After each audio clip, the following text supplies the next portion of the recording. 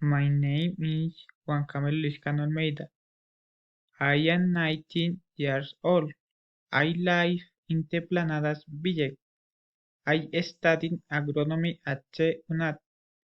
I am also working cultivation blackberries. I like to play soccer in my free time. My routine every day is in the morning. I head this. I brush my teeth. I have breakfast, go to the farm to work. I come to lunch, and finally, studying, I go to sleep. What is family doing?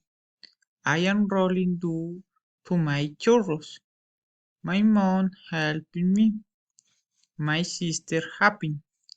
My dad taking the churros of the oven, and my cousin helping with a stuffed animal.